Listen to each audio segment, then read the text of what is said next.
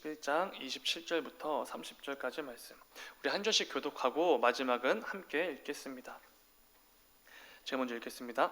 그때에 선지자들이 예루살렘에서 안디옥에 이르니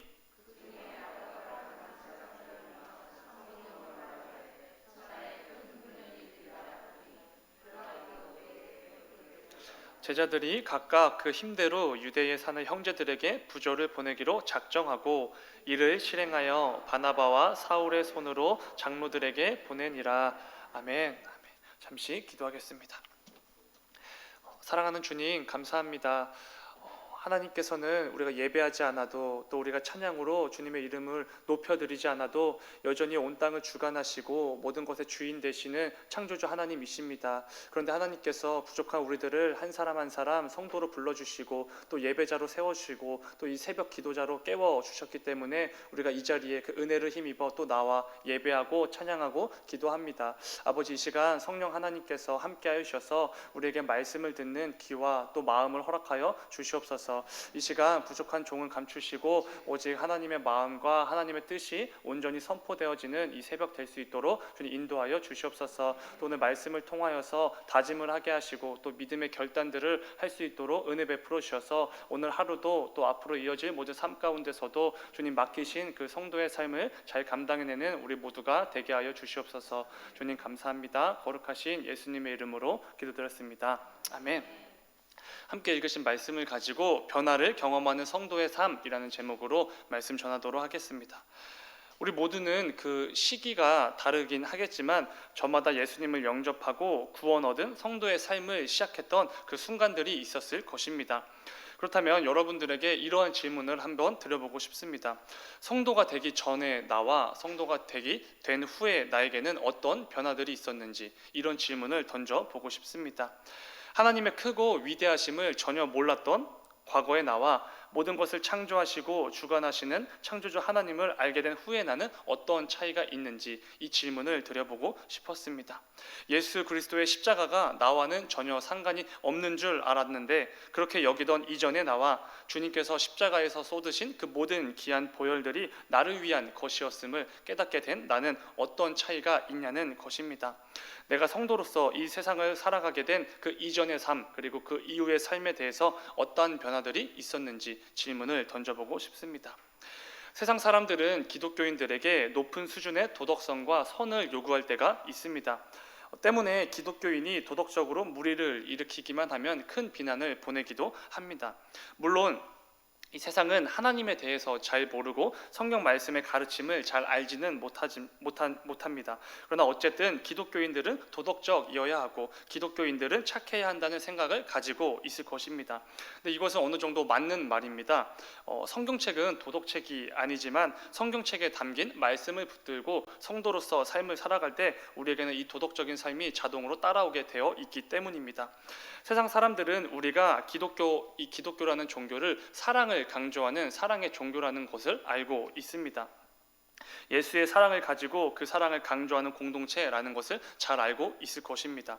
하나님께서 우리에게 하나님 사랑, 이웃 사랑이라는 이 말씀을 주셨기 때문에 우리는 하나님을 사랑하고 반드시 그 사랑했던 것과 같이 내 이웃과 이 세상도 사랑해야 할 성도들입니다. 이때 이웃을 사랑하기 위해선 우리 성도들은 도덕적인 삶이 반드시 동반될 수밖에 없는 것입니다. 기본적으로 착한 사람이 되어야지만 좋은 사람, 이웃을 사랑하는 사람이 될 수 있기 때문입니다.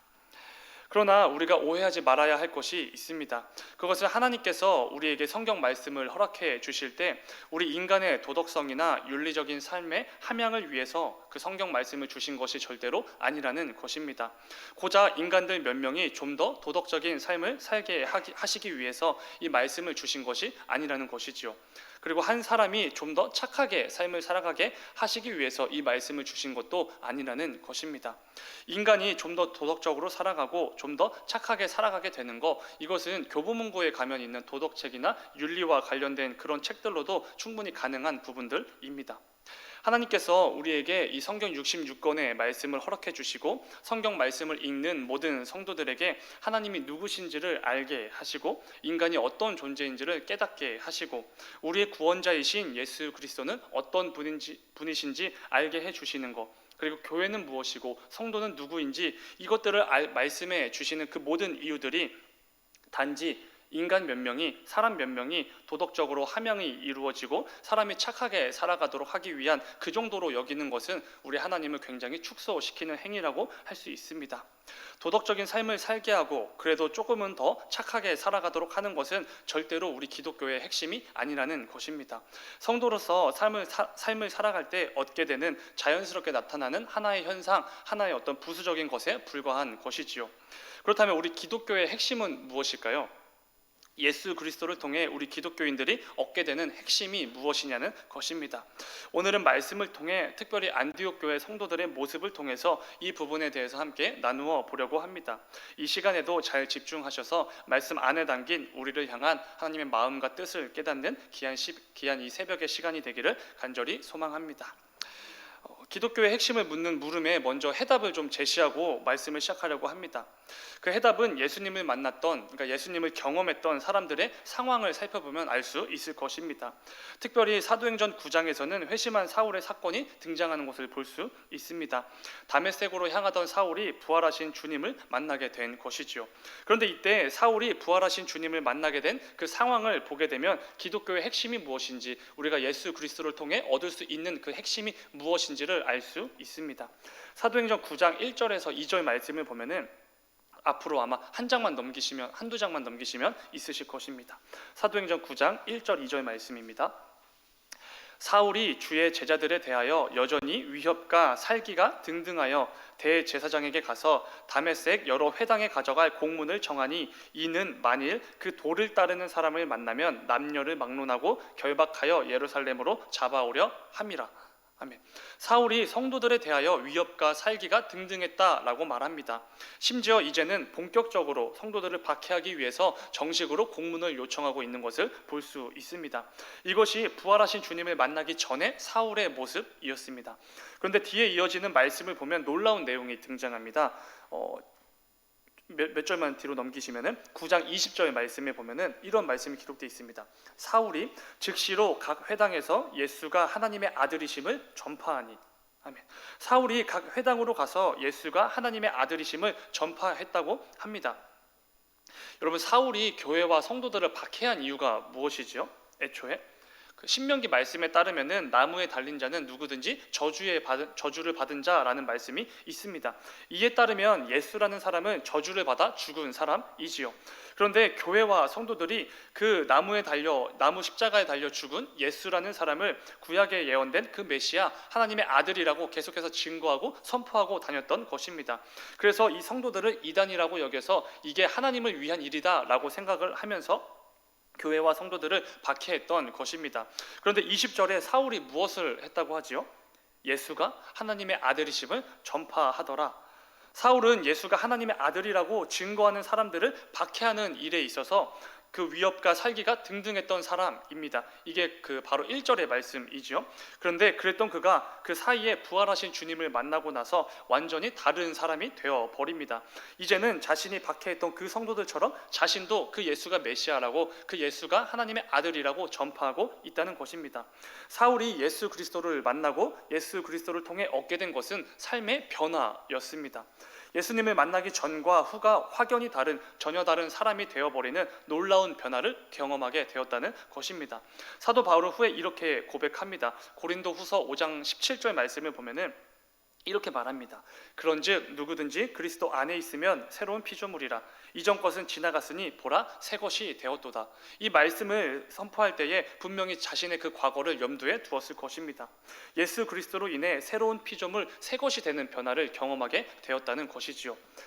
말과 행동, 생각, 아니면 가치관 등 모든 것들이 새롭게 변화되는 이 놀라운 경험을 하는 것, 이게 바로 사도 바울이 경험했던 그 기독교의 그 힘이고 복음의 힘이었습니다. 그리고 이것이 바로 우리 기독교의 핵심일 것입니다. 오늘 본문에 등장하는 그리스도의 노예들이라는 별명을 세상으로부터 얻게 된 안디옥 교회 성도들 역시도 이 놀라운 변화를 경험하는 것을 보게 됩니다. 안디옥 교회 성도들은 예루살렘에서 온 아가보라는 한 사람을 통해서 현재 큰 흉년으로 인해서 예루살렘 교회가 어려움에 처했음을 알게 됩니다. 그런데 이 소식을 듣게 된 안디옥 교회 성도들의 반응이 조금 놀랍습니다. 본문 29절 말씀을 보면은 다시 오늘 본문입니다. 29절. 제자들이 각각 그 힘대로 유대에 사는 형제들에게 부조를 보내기로 작정하고, 아멘. 안디옥 교회 성도들이 예루살렘 교회를 위해 구제 헌금을 보내기 위해 작정했다고 말합니다. 각각 그 힘대로, 오늘 본문에서 사용된 이 말의 의미는 서로 다른 형편의 성도들이 자기가 가진 능력과 자기가 보유한 이 재물에 따라서 그에 걸맞는 헌금을 내었다는 것입니다. 비교적 여유로운 성도는 그만큼 더 많이 내었을 것입니다. 그리고 여유가 없었던 성도들은 그래도 그 형편에서도 할 수 있는 최선의 헌금을 드렸을 것입니다. 이러한 안디옥 교회 성도들의 모습을 보면 떠오르는 사람들이 있지 않습니까? 사도행전 2장과 4장에 등장하는 예루살렘 교회 성도들의 모습입니다. 성령의 충만함을 입었던 예루살렘 성도들이 서로 물건을 통용하여 자기의 재산을 자기의 것이라고 여기지 않는 모습을 통하여 어려운 자들을 도왔고, 그 교회 공동체 안에 힘든 사람들, 어려운 사람들이 한 명도 없을 정도로 서로를 도왔던 그 예루살렘 교회의 성도들의 모습이 떠오르는 것 같습니다. 여러분, 이 부분이 좀 놀라운 이유는 안디옥 교회 성도들은 우리가 잘 알다시피 대부분 이방인들이었습니다. 물론 유대인들도 있었지만 대부분이 이방인들이었습니다. 그리고 이 안디옥이라는 대도시에 살았던 사람들이지요. 그렇기에 안디옥 교회 이 성도들에게 있었던 어떤 물질에 대한 가치관, 돈에 대한 가치관은 당연히 세상이 가지고 있었던, 그 당시 안디옥 그 로마가 가지고 있었던 세상의 가치와 기준들이었을 것입니다. 돈이 우선시되고 돈으로 사람을 판단하는 물질주의가 당연히 여기던 시기였을 것입니다. 내가 가진 재물을 다른 사람을 위해 사용한다는 것 자체를 익숙하지 않았고 그런 생각도 해보지 못했던 사람들입니다. 그런데 그랬던 그들이 성령의 충만함을 입은 예루살렘 교회 성도들의 모습과 같이 자신의 재물을 어려움에 처한 다른 형제들을 위해서 내 모든 것, 내 힘을 다해 사용하고 있다는 것입니다. 안디옥 교회 성도들은 예수님을 영접하고 성도가 된 후에 이전에 가지고 있던 가치관, 돈에 대한 기준이 완전히 변화되었다는 것이지요. 그들에게 전해진 복음으로 인해 놀라운 변화를 경험하게 되었다는 것입니다.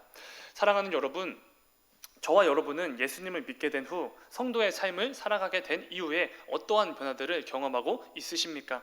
내가 예수님을 만났고 예수님을 믿는다고 고백하는 성도가 되었다면 우리는 반드시 삶 속에서 크든지 작든지 변화들을 경험할 수밖에 없는 것입니다.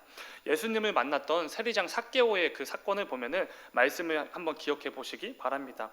삭개오는 사람들에게 세금을 징수해서 거두었던 세리들, 그 세리들의 장, 우두머리였습니다. 로마 제국은 민족성이 강한 유대인들에게 직접 세금을 부과하는 것을 부담스러워했습니다.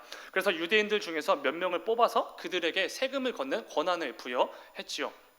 그 세리로 선정된 사람들은 로마에서 정해준 금액을 이렇게 로마에게 바치기만 하면 그 나머지는 다 자신들의 몫으로 가져갈 수 있었습니다. 그래서 이 세리들은 더 많은 재산을 얻기 위해, 더 많은 부를 축적하기 위해 부당하게, 그리고 때로는 과하게 세금을 부여해서 걷어들였습니다. 그래서 유대인들은 세리들을 동족의 피를 빨아먹는 배신자들, 그런 사람들이라고 여겼습니다. 그래서 세리들을 멀리했고 멸시했겠지요. 그런데 삭개오는 그 세리들 중에 장이었다는 것입니다. 삭개오가 그동안 얼마나 많은 세금을 거두어 들였겠습니까? 때로는 부당한 방법을 동원해서라도 많은 세금을 부여했고 자신의 부를 축적해 나갔을 것입니다. 그런데 그랬던 그가 이러한 돈에 대한 개념을 가지고 있던 세리장 삭개오가 예수님을 만나게 됩니다. 누가복음 19장 5절 말씀을 보면은 예수님께서 이렇게 말씀하십니다. 삭개오가 19장 5절 말씀입니다. 예수께서 그곳에 이르사 쳐다보시고 이르시되 삭개오야 속히 내려오라. 내가 오늘 너의 집에 유하여야 하겠다 하시니라. 그런데 예수님을 만난 세리장 삭개오가 놀라운 변화를 경험하게 됩니다. 이어지는 8절 말씀을 보면 삭개오가 예수님께 말하는 겁니다. 서서 주께 여짜오되 주여 보시옵소서 내 소유의 절반을 가난한 자들에게 주겠습니다. 만일 누구의 것을 속여서 빼앗은 일이 있으면 내 갑절이나 갚겠습니다. 이렇게 말하는 것을 보게 됩니다. 동족의 배신자라는 이 비난을 감수하면서까지도 자신의 재산을 축적해 나갔던 것이, 그렇게 돈을 여겼던 것이 바로 삭개오였습니다. 그런데 이제는 예수님을 만난 후에는 자신의 소유 절반을 팔아 가난한 자들을 위해 모두 사용하겠다고 말합니다. 그리고 자신이 부당하게 취한 이득에 대해서는 내 갑절이나 갚겠다고 말하는 것이지요. 유대인들은 율법에 따라서 부당한 이익에 대해서는 갑절로 갚아주는 것이 당연한 일이었습니다. 그런데 그냥 갑절이 아니라 내 갑절이나 갚겠다고 말하는 것입니다. 삭개오가 가지고 있던 돈에 대한 인식, 가치관이 완전히 뒤집어진 것을 볼 수 있습니다. 돈에 있어서는 완전히 새 사람이 되었다는 것이지요. 중요한 것은 삭개오는 다른 일 때문에 변한 것이 아닙니다. 그냥 예수님을 만났기 때문에 삶의 변화를 경험한 것이지요. 오늘 본문의 안디옥 교회 성도들 역시도 지금까지 자신들이 가지고 살아왔던 이 재물에 대한 인식과 가치관 자체가 변하게 되었습니다. 이것은 다른 것이 아닙니다. 그들이 복음을 접했기 때문입니다. 이 복음을 듣고 예수 그리스도를 내 삶의 구주로 받아들였기 때문이었습니다. 사울을 만나주셨고 삭개오를 만나주셨던 그 예수님을 안디옥 교회 성도들도 만났기 때문에 이 놀라운 변화를 경험했다는 것이죠. 사랑하는 여러분, 우리 역시 예수 그리스도를 영접한 성도로서 삶의 변화가 일어나길 소망합니다. 내가 교회에 다니게 된 후에 도덕적으로 조금 더 나아지는 그 정도 말고 조금 더 착하게 살아가게 된 그 정도의 삶이 아니라 내가 가진 가치관, 내가 가진 삶의 기준들이 완전히 달라지는 놀라운 변화를 경험하는 저와 여러분이 되기를 소망합니다. 어제 나눈 것처럼 안디옥 교회 성도들이 세상으로부터 그리스도인이라는 별명을 얻게 된 것은 뭔가가 달랐기 때문입니다. 눈에 거슬리고 뭔가 계속해서 티가 났기 때문입니다. 우리 역시 내 삶에 크든지 작든지 이러한 놀라운 변화들을 경험하여서 그렇게 변화된 나의 삶을 통해, 나의 모습을 통해 내 주변과 이 세상을 놀라게 하는 그리스도인이라 일컬음을 받게 되는 저와 여러분이 되기를 간절히 소망합니다. 오늘 말씀을 통해 한 가지 더 나누고 싶은 것이 있습니다. 그것은 내가 한 결심을 반드시 행동으로 옮길 수 있어야 한다는 것입니다. 오늘 본문 29절, 30절은 이렇게 말합니다. 제자들이 각각 그 힘대로 유대에 사는 형제들에게 부조를 보내기로 작정하고 이를 실행하여 바나바와 사울의 손으로 장로들에게 보내니라. 안디옥 성도들은 어려움에 처한 예루살렘 교회 성도들을 위해서 구제 헌금을 작정했습니다.